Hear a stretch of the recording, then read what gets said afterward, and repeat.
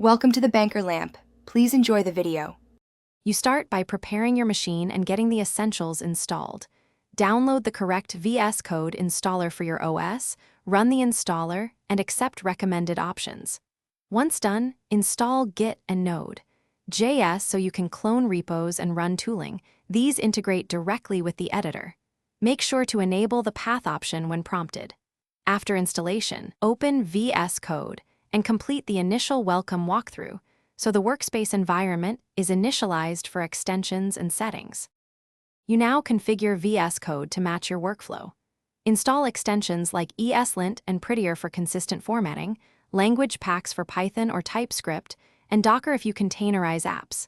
Then open settings and set format on save, tab width, and your preferred shell.